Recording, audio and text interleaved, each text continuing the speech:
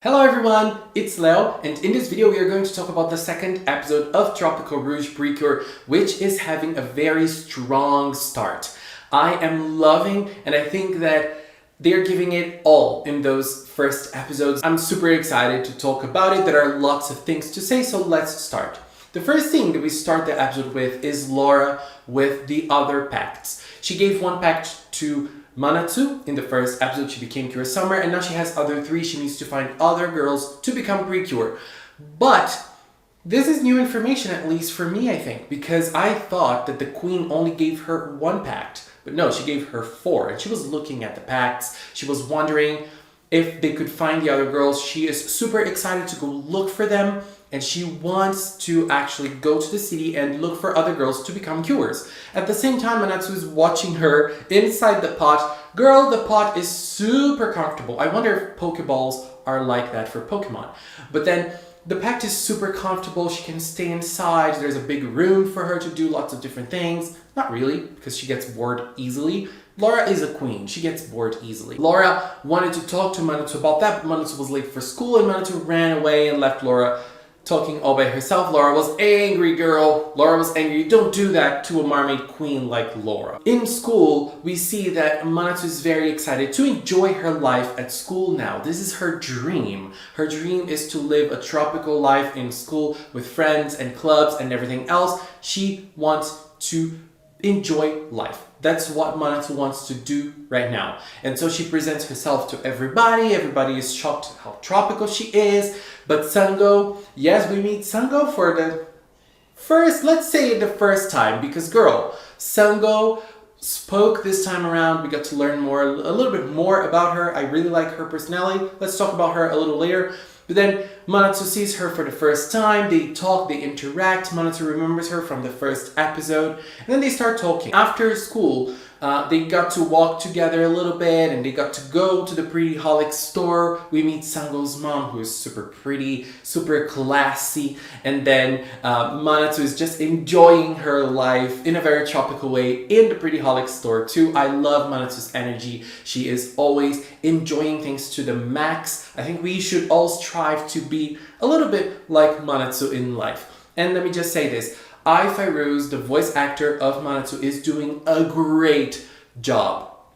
She is really giving it a lot of life to the character. She's giving a lot of life to Manatsu, and I am really enjoying the work that she is doing with her. Like, incredibly good. Incredibly good. Also, Rina Hidaka, who is the voice of Laura, is also doing a great job in this episode. She really showed it. Let's talk about Sango a little bit. I think that Sango is a breath of fresh air.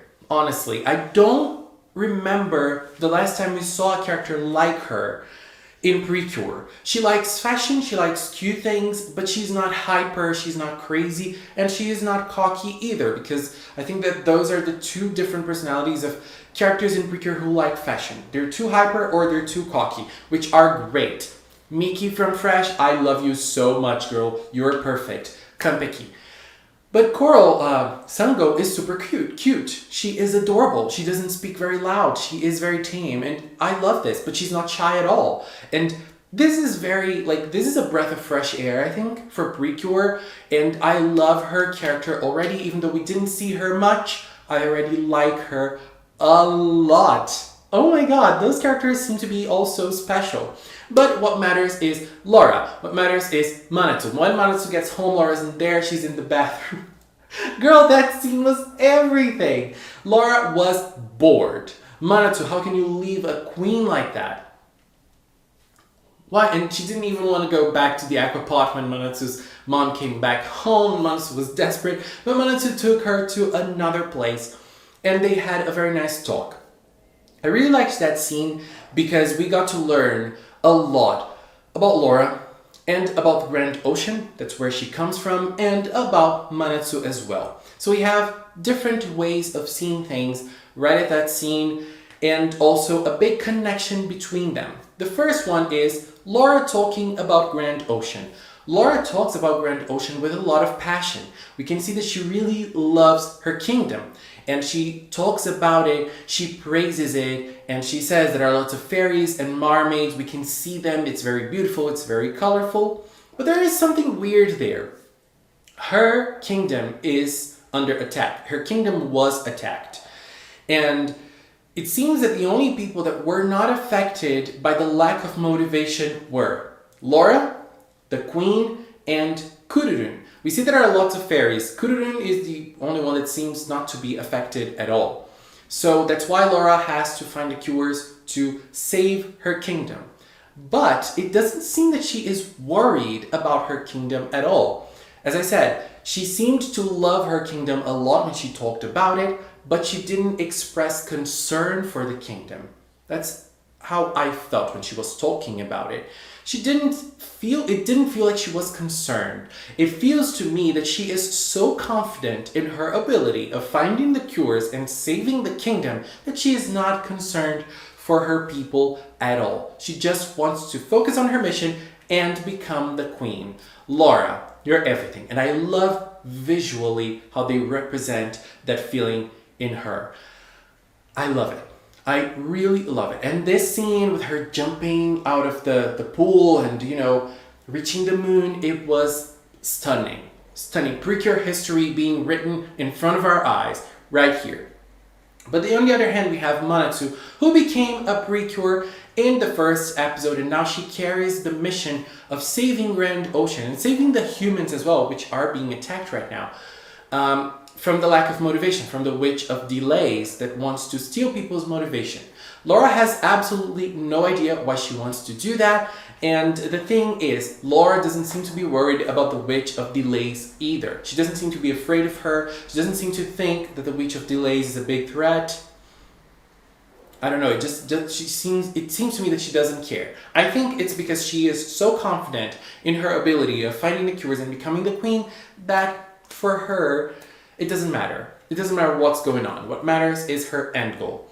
And in Manatsu's case, Manatsu doesn't seem to be that excited about becoming a cure at all. She seems to be very excited by actually befriending Laura. That is something that made her very happy. So she's happy that she's friends with Laura now. And at the same time, she is also happy that she's coming to the new city. She is enjoying life in Ozora City now, and she's going to go to school. She is going to go meet new people and enjoy club life in school. That is her dream right now. At the same time, she gets very excited by the fact that she has a new place to visit, which is Grand Ocean. She really wants to go there, and Laura promises to take her there when everything's over, when the kingdom is saved and everything. This scene was very pretty. I loved this scene. It was a little comedic at some points. I mean, this episode was full of mean faces once more, and I loved it. But it was also touching, the way they connected with each other once more. But obviously, the fact that Manatsu doesn't seem to be very excited or even not really thinking about it at all, about being a cure, will come into play in this episode in the next scene. Because then Manatsu takes Laura to school. Laura wants to go to school to search for the cures, and she goes inside the aquapod. She starts looking for people. Very interesting that when they get there, Laura judges other girls. Like, this girl, she seems tough, but she doesn't seem very cute. She can't be a cure. That one seems to be very simple. I loved that comment. She is very bland. She's very simple. She can't be a cure. The cure has to have colorful hair, different personalities, and she has to stand out. Well, anime is like that, right? And so, very interesting to see that Laura is still holding judgment towards other people. And Manatsu didn't listen to that at all. I feel like this part of Laura will come into play in the whole season. You know, she has this queen way. She acts like a queen. She wants to be spoiled. She wants to be taken care of. And she wants people to do things for her. Like, she wants Manatsu to do things for her as well. And she's not even thinking about Manatsu enjoying life or anything like that. But Manatsu is focused on her school life. And so this creates a rift at this moment. We see Manatsu going to the club presentation and Laura staying behind, trying to look for the cures. The people from school see her as a mermaid and they scream, "There's a mermaid here!" And Manatsu gets desperate, she is able to snatch her again. And then they have this little quarrel because Manatsu wants to enjoy life and Laura wants to save her kingdom. Not really, she wants to find the cures so that the cures save her kingdom and she becomes queen. So we have those two very different conflicting views. Manatsu wants to enjoy her life. She's a kid. She's going into a new world that is full of new stuff for her. And Laura isn't caring about that at all. So that hurt Manatsu a little bit. And Manatsu said, I don't want to do anything more with you. I'm done with you here. And Laura runs away. She wants to do things by herself. And then Manatsu comes back to the club presentation. That was a little tough to watch. I was a little sad. But we know that's how friendships go. Relationships in life are like that. We fight against other people, against people we love, and sometimes we say things we don't really mean. That's life. That is humanity. And so we see a little bit of Shongire. We finally hear his name. Shongire is a chef. He was preparing food for the Witch of Delays. And it was very funny because he prepared a meal that wouldn't get soggy after a while, so she can delay eating it and it will still be good. Great way of working with this theme. Like, wow, I can't. And then the butler comes in and says, wow, this seems to be tasting good. And then he said, but you need to get motivation from people. And Shongire was like, really?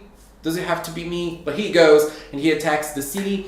At that moment, it was interesting because the butler got blushed when talking about getting motivation. Weird. Very weird. This butler is very weird.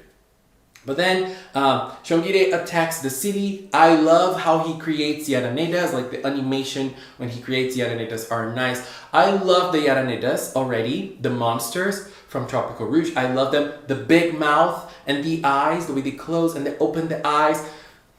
I love it. I love it so. They look like drag queens. I love it. And so they attack. They start stealing motivation. Laura's there. Laura's being attacked by Shongire again.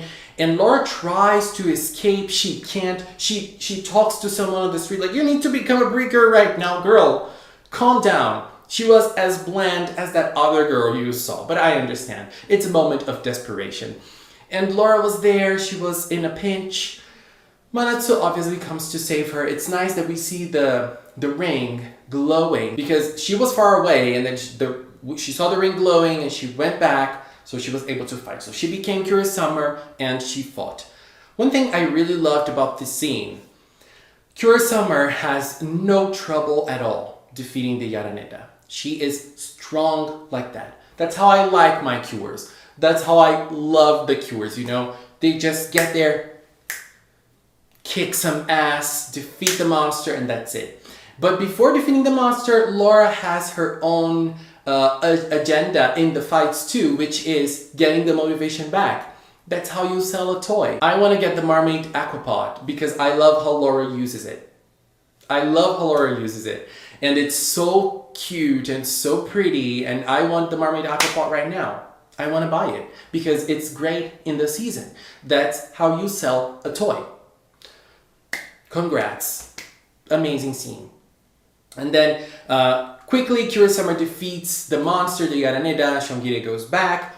And then we end up having this conversation between Manatsu and Laura, and they basically get to terms. Laura says thank you to Manatsu. You know, like, it took some energy out of her to say thank you, but she did. And Manatsu decides that she's going to fulfill her two roles. She's going to enjoy her life in school to the max, but she's also going to enjoy her friendship with Laura and the cure part of her life to the max as well. I loved it because it's interesting to her. She's not doing it as a mission. She's doing it because it's fun. She's doing it because she is enjoying it. I love this about her. Great, great, great second episode. We can already see the development of Laura, the way Manatsu handles things, and I love it. I'm just loving Tropical-Rouge so much. So let's just talk, to finish it, let's just talk about other things. We talked about it in the first video, and I'm going to talk about it again because we see it being brought up again in this episode. When the queen gives the pact to Laura, she tells her that she needs to find humans who connect their hearts to mermaids. that will make them become pretty cures. Did this happen before? Did this happen in the past with the queen maybe? Did she find other cures to fight against a threat or something in the past? Or is this part of a legend, like in some other seasons? Like, they're the first cures, but they're part of a legend, so they know how this works. Like the big fairies, they know how this works because it's part of a legend. What is going on in Tropical Rouge? How does this queen know about it? Is it a legend, or did this happen before with her? In the first episode, we had that woman, the head of the aquarium, the director of the aquarium, talking about mermaids. Like, do mermaids really exist? So like, it felt like she already knew something. Maybe she was a past cure, a past partner of the mermaid, of the queen mermaid? I don't know. But that scene was very interesting, and also there was something interesting when Manatsu and Laura were talking. Laura told Manatsu that mermaids cannot become cures. Cures have to be humans. So when the heart resonates, they become cures. There needs to be a connection between the humans and the mermaids for the humans to become cures. So for now, the cures are human because mermaids cannot become cures. Okay, this is clear for us. Now, this seems to leave a big indication that something is going to happen and this tradition will be broken. And a mermaid might become a cure in the future. Also, in the classroom, there is a free spot by Manatsu's side. Weird. There are so many possibilities for Tropical Rouge right now, and I am getting crazy thinking about all of them. Anyways, this was my view on episode 2. Please leave a comment with yours. Let's keep talking in the comment box below. And I want to take this little time to thank the members of the Magical Cinnamon channel. If you are a member, I really, really appreciate your support. I really appreciate that you believe in Magical Cinnamon. Thank you so much. And thank you so much for watching, and until next time, bye bye!